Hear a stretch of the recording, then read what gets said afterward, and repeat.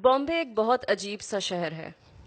इतनी आबादी के बावजूद यहाँ का अकेलापन यहाँ की ऊंची इमारतों की तरह है, जिन्हें आप देख तो सकते हैं लेकिन छूने के लिए वक्त नहीं। बॉम्बे में हर समय हर कोई एक भाग दौड़ में लगा रहता है। लोग कहाँ जा रहे हैं ये किसी को नहीं पता, लेकिन कहीं जा रहे हैं ये हम सबको मालूम है। बॉम्बे आपको रिश्ते भी भुलाने लगता है। आप घर, गाड़ी, पैसे से एक ऐसा रिश्ता बना लेते हैं कि आप रोटी के साथ नाश्ता, कपड़ों के साथ दोपहर का खाना और मकान के साथ लिपट कर सो भी जाया करते हैं। एक ऐसी ही भागदौड़ में थी मैं। अपने अकेलेपन को समेट के एक ऐसी ही ऊंची सी इमारत में मैं घर ढूंढ रही थी। करीबन 1 साल हो गया था मुझे उस बिल्डिंग में रहते रहते, लेकिन टिपिकल बॉम्बे स्टाइल में मैं ये भी नहीं जानती थी कि मेरे पड़ोस में कौन रहता है। शायद आपने ये सुना होगा कि आप अपने दोस्त खुद चुनते हैं, आप अपने दुश्मन भी खुद चुनते हैं, लेकिन आपका परिवार और आपके पड़ोसी सिर्फ ऊपर वाला ही चुनता है। एंटी सोशल हूं मैं थोड़ी, मुझे दोस्त बनाना नहीं आता, और अगर कभी गलती से दोस्ती हो भी जाती है तो उस दोस्ती को निभाना नहीं आता। घर से निकलती हूं तो सिर्फ काम के लिए, और वापस आती हूं तो हमेशा काम से थक कर।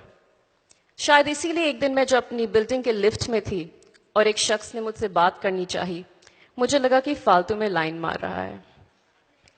आशिकों की भी कोई कमी नहीं है बॉम्बे शहर में, तो थोड़ा एहतियात बरतना पड़ता है। बातचीत के दौरान मुझे पता चला कि वो शख्स मेरे घर के ठीक ऊपर रहता है, और उसने टिपिकल आशिक स्टाइल में कहा, कभी कोई मदद चाहिए हो तो मुझे बताना। कितनी घटिया पिकअप लाइन है, मैंने सोचा। एनीवे, कुछ हफ्तों बाद उस शख्स ने मुझे मेरे घर की बालकनी में एक वीडियो रिकॉर्ड करते हुए देखा। मैं एक ऑडिशन रिकॉर्ड कर रही थी और ट्राइपॉड से थोड़ा बहुत स्ट्रगल कर रही थी। उसने तुरंत मुझसे पूछा, क्या आज आपको कुछ मदद की जरूरत है? मैंने कहा नहीं, लेकिन इसके चेहरे पे एक हंसी थी, ना कोई छल, ना कोई कपट, सिर्फ हंसी। और उस दिन मुझे सच में जेन्युइनली महसूस हुआ कि वो शायद मेरी मदद ही करना चाहता है। मैंने सोचा आज मैं अपने आप को इंट्रोड्यूस कर देती हूँ। मैंने कहा, मेरा नाम ये है, लेकिन मुझे आपका नाम नहीं जानना। I will always call you ऊपर वाला। और शायद ऊपर वाले ने ही भेजा था उसे। अकेली रहती हूँ मैं इस शहर में, और बीमार बहुत ज्यादा पड़ती हूँ। एक दिन शूट से मैं घर आ रही थी और मुझे लगा कि मुझे बुखार कुछ ज्यादा ही हो रहा है। मैं घर आई, मैंने दवाई ली और मैं सो गई। रात को 3 बजे मेरी नींद खुली तो मुझे लगा कि मेरा बदन बहुत तप रहा था। मैंने थर्मोमीटर निकाला, तापमान लिया। It was 105.4 degrees. मैं हिल भी नहीं पा रही थी अपने बिस्तर से।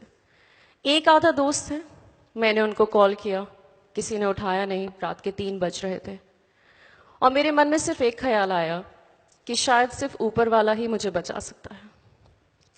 किसी तरह इंटरकॉम तक गई मैंने कॉल की और मैंने कहा, शायद आज मुझे आपकी मदद की ज़रूरत है, मुझे हॉस्पिटल जाना पड़ सकता है। वो नीचे आया एक पड़ोसी के तौर पर।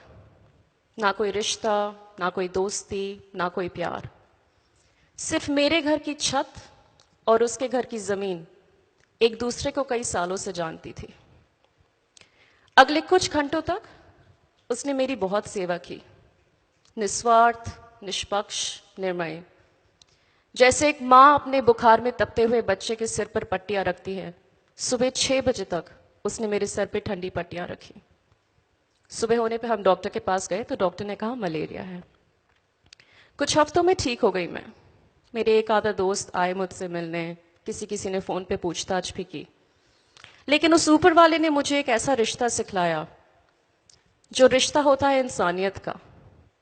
जो दीवारें हमारे घरों के बीच में तो जरूर होती हैं, लेकिन हमारे दिलों के बीच में नहीं।